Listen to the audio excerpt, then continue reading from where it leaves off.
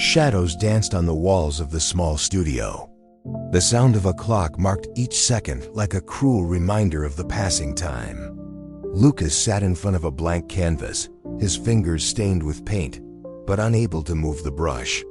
His eyes, fixed on nothing, carried an invisible weight. He closed his eyes and took a deep breath. The silence of the studio was only interrupted by his irregular breathing. On the table, dozens of crumpled sketches told the story of frustrated attempts. He picked one up with trembling hands. Strong but uncertain lines formed the outline of a face he had never been able to finish painting. A memory hit him hard. When he was 8 years old, he ran excitedly to his father, holding a drawing in both hands. "Look, Dad, I drew a lion." The man, with a serious expression, looked at the drawing for a few seconds. Lucas waited, his chest full of expectation. "Lions don't look like that. You should try again." His voice was not cruel, but it carried no praise either. Lucas lowered the paper, feeling something inside him fade. He opened his eyes in the present. His chest tightened.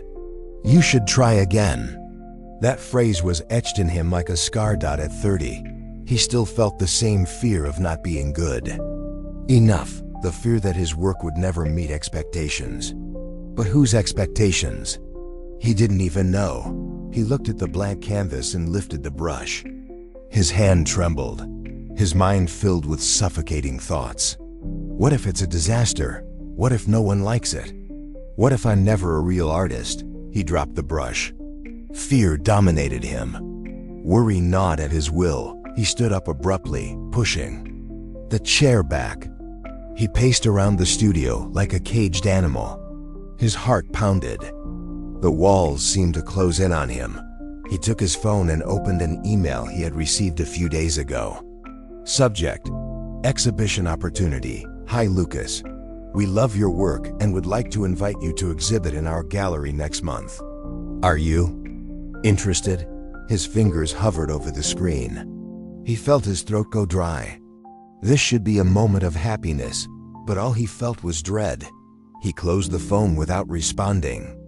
His body was tense, his mind chaotic. He felt a knot in his stomach, as if he were about to make a fatal mistake. What if they accept and hate my work? What if I'm not good enough? He slumped onto the couch and pressed his temples. Worry grew. Like a wave about to sweep him away, he closed his eyes. He needed to get out of there. He needed air. He got up and left the studio with no clear destination, fleeing from his own mind. Lucas walked aimlessly through the city. His steps were erratic, his breathing labored. The lights of the cars passed like flashes in his eyes, but he saw nothing. He only heard the echo of his own mind, a cacophony of voices that gave him no respite. You'll never be a real artist. His father's voice echoed with the same coldness as that distant afternoon. If you fail, no one will take you seriously. The memory of the strict professor hit him like a punch in the chest. He felt nauseous. Why couldn't he just accept the opportunity? Any other artist would celebrate the chance to exhibit in a gallery, but he only felt dread. Fear enveloped him like a dense shadow, like a lump in his throat that he couldn't undo. He returned to the studio and closed the door forcefully. He leaned against it, feeling the weight of his own body as if it were crushing him. He looked around. His paintings, his sketches, everything he had created watched him in silence, waiting for something from him. And then, without thinking, he took one of his works and threw it to the floor. The canvas folded in on itself with a dry sound. Lucas gasped, feeling a rush of adrenaline. He took another painting and threw it against the wall. The paint fell to the floor, the wood cracked. Part of him wanted to stop, but another, darker part needed to destroy. He tore a sketch in half, stomped on an unfinished canvas, ripped the pages from his sketchbook. Each broken line, each destroyed fabric, was a desperate attempt to silence the voice in his head, telling him he would never be enough. When the urge to destroy subsided, he collapsed to the floor, surrounded by the remains of his work. He brought his hands to his face. His chest rose and fell with jagged breaths. He couldn't do it. He couldn't exhibit. He couldn't risk it. If he didn't try, he couldn't fail. If no one saw his art, no one could judge it. If he stayed in this studio, locked in his own world, no one could tell him he wasn't good enough. A shiver ran through him as he realized he had created his own prison. Fear didn't protect him, it was consuming him. And the worst part was that he didn't know how to escape. Lucas walked through the empty city, his hands in his pockets and his gaze lost on the pavement, illuminated by the streetlights. The night was cool. The air smelled of damp earth after the rain. His thoughts still spun in a spiral, trapping him. In the same whirlwind of fear and doubt, his steps led him to an almost deserted park. He stopped for a moment, observing the calm of the place. There was something soothing about the way the breeze gently moved the leaves of the trees. Then he saw him. An old man sat on a bench with a sketchbook on his lap. A pencil glided across the page with fluid movements, without hesitation, as if his hand knew the way without needing to think. Lucas watched in silence. There was something hypnotic about the serenity with which that man drew, as if he were in total harmony with the moment. The old man looked up and their eyes met. "You're lost in your thoughts," the man said with a kind smile. Lucas hesitated for a moment, but then sighed and sat on the same bench, at a respectful distance. "I'm just trying to clear my mind." The old man nodded without stopping drawing. "Sometimes we think walking will help us escape from ourselves, but wherever we go, our mind follows us." Lucas looked at the sketch the old man was making. A tree with twisted branches, deep roots, and a bright moon behind it.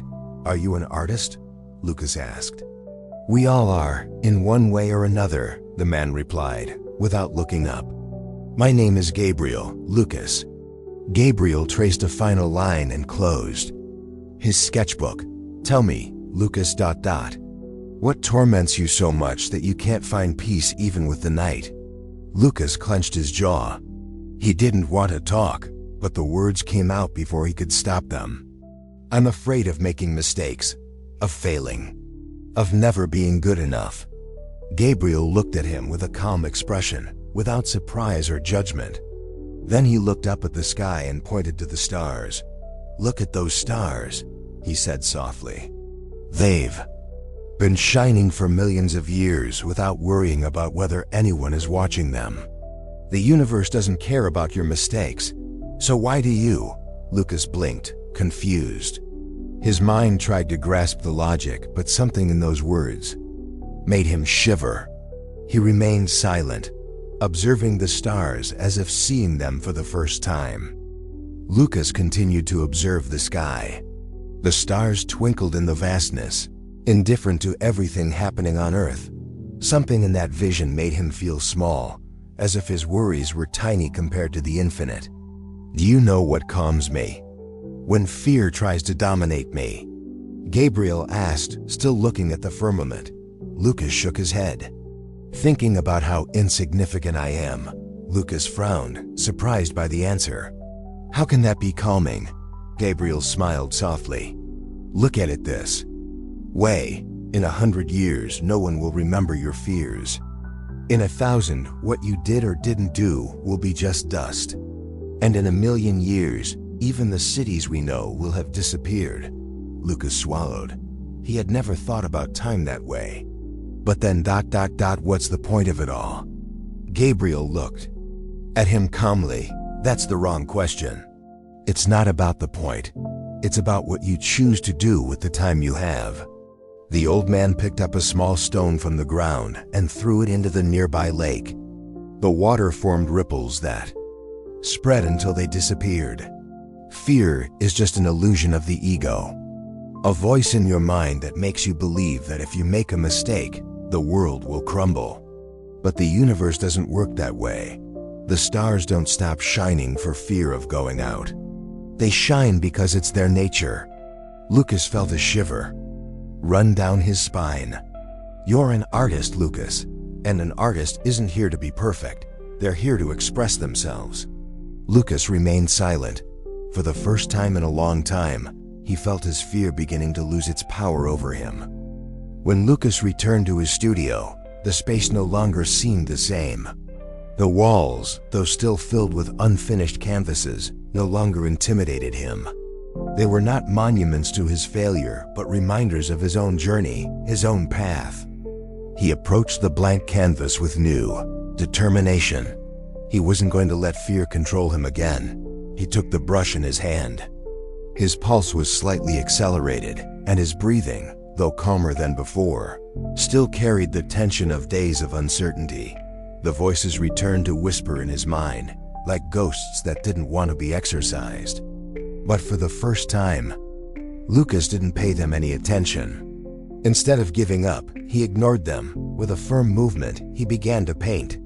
At first, his strokes were clumsy, lacking the fluidity they used to have in his more confident days. The painting wasn't taking shape as he expected, but something inside him told him not to stop. Each layer of paint he applied seemed to resist his will, but he kept going. He focused on the process, on the act of creating itself. He didn't think about what others would say. He didn't think about whether anyone would consider him a good artist, or if his work would fit into any gallery. Fear tried to invade again. But this time, Lucas faced it head on. Fear has no power over me, he thought.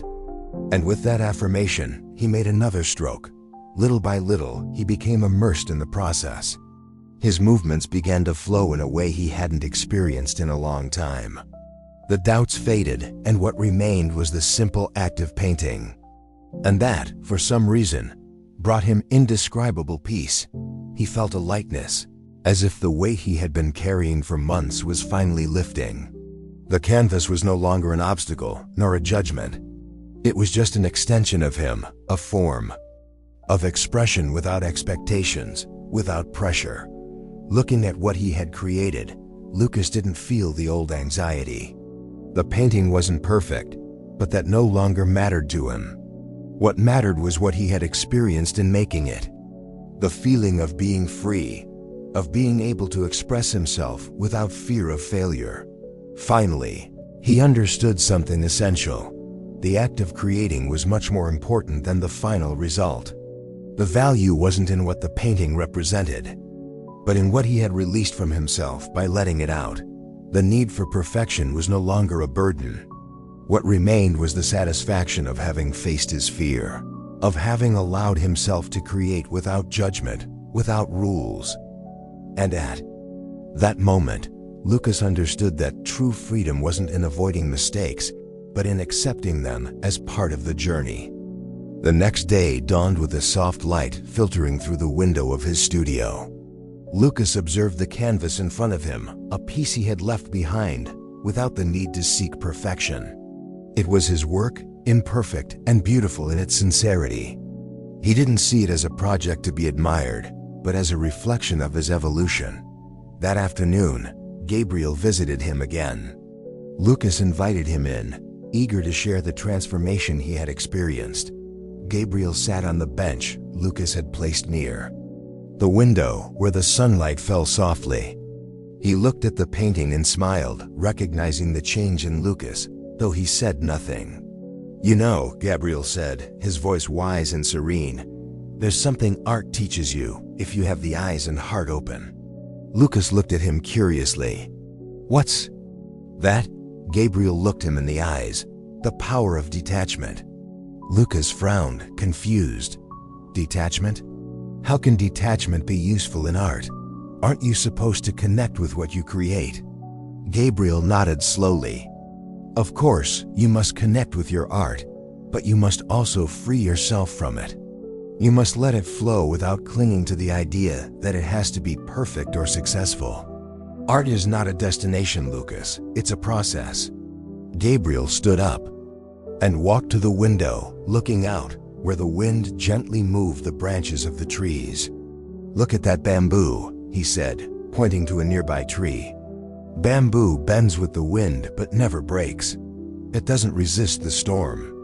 It dances with it." Lucas remained silent, reflecting on those words. Fear, doubts, mistakes. All of that is part of the storm, Lucas. If you resist the storm, you break. If you cling to perfection, you never move forward. But if you learn to dance with the wind, to accept every curve, every mistake, then you discover that the process is what really matters. Lucas understood instantly. All this time, he had been fighting his own fears, the idea that his art wouldn't be enough. But now he understood that art wasn't a means to an end, but a way of being, of experiencing, of living without the weight of perfection. Your mistakes are not failures. They are part of the path, Gabriel continued, his gaze deep. And if you stop fighting them, you can see that they teach you something important. They show you who you really are. Lucas closed his eyes, letting those words sink deep into his being. Fear would never disappear completely, but now he understood something essential. He didn't have to let it control his life or his art. Fear would always be there, but it no longer had to be his master. He could create without it, dance with it, like the bamboo that bends with the wind but never breaks. Lucas didn't think twice. He opened his laptop and with steady but relaxed hands, searched for the gallery's email. For days, he had left that response unanswered, fearful of what accepting the opportunity meant. But now, after his conversation with Gabriel, something inside him had changed. Fear no longer had control. The cursor blinked on the screen, waiting for him to type. And finally, he did. With a sense of peace, he wrote, "Dear Gallery, I am delighted to accept the invitation to exhibit my work. I look forward to sharing it with you. Sincerely, Lucas." There was no fear in those words, only a sense of calm determination. The fear that had always been his silent companion had lost its power. When he pressed send, Lucas felt a deep release. Something inside him, a weight he had carried for years, disappeared. He no longer had to seek the approval of others or fear judgment. He had decided to create for himself, for the simple pleasure of creating. The next day, he approached his studio with renewed purpose. The canvas awaited him, as blank as ever, but now he saw it not as a threat, but as an opportunity. There was no voice in his head telling him he wasn't good enough. There was no pressure to do it right. There was only the act of painting, the process of transferring something from his soul onto the canvas. He painted without fear, without restraints, without thinking about how it would be received, without trying to fit any expectations. With each stroke, he felt the energy flowing through him. The painting transformed into something alive, reflecting pure emotion, the vibrant energy of his inner being. He didn't think about the result, didn't think about the future. He was just there, in the moment, creating. The shapes and colors began to take on life. The strokes, once hesitant, were now confident and fluid. Lucas immersed himself completely in the process, feeling freedom in every brushstroke. Fear was no longer an obstacle. It was just a distant echo that no longer reached him. At the end of the day, he stepped back from the canvas, tired but satisfied. He looked at the work he had just created. It was imperfect, yes, but vibrant, full of life and emotion. It was his truth, without adornments, without filters. Then he went to the mirror, as if searching for something. He observed himself with new clarity. The image reflected was that of a free artist, a man no longer bound by expectations or fear of failure. He smiled at his reflection. There was nothing to fear. He had freed himself from the chains that kept him prisoner, and could now create without restraints, simply because it was his nature. The fulfillment he felt was indescribable. He had found freedom in his art, and more importantly, in himself. Lucas walked through the city streets, observing the people passing by. Life went on as it always had. A child laughed on the sidewalk, a man hurriedly crossed the street. A woman chatted with her friend while holding a cup of coffee. The routine, the bustle, the rush, all continued. But Lucas was no longer the same. As he looked around, something inside him awakened. He had conquered the greatest enemy of all, his own mind. For years, his mind had whispered that he wasn't enough, that he should fear what others thought, that every misstep could destroy him. But now, something had changed. He no longer felt that heavy burden. He had found freedom within himself.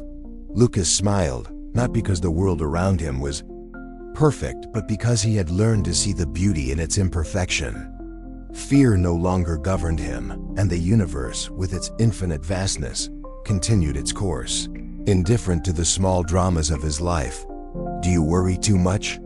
Fear of failure, fear of criticism, fear of the unknown. But in the end, all of that is just an illusion. Time passes, life goes on, and the universe continues its course, indifferent to our worries. So what is the reason to worry? Maybe it's time to simply live. The camera showed Lucas with a serene gaze, as if he were now seeing the world with new eyes. He paused for a moment, letting the sunlight caress his face, and took a deep breath. There was something inside him that told him he was finally at peace. The video neared its end. But before the image of Lucas faded, the narrator's voice posed a final question to the viewer. What would you stop doing if you weren't afraid? The screen faded to black, leaving the viewer with the reflection that true freedom is not found in avoiding fear, but in accepting it and moving forward.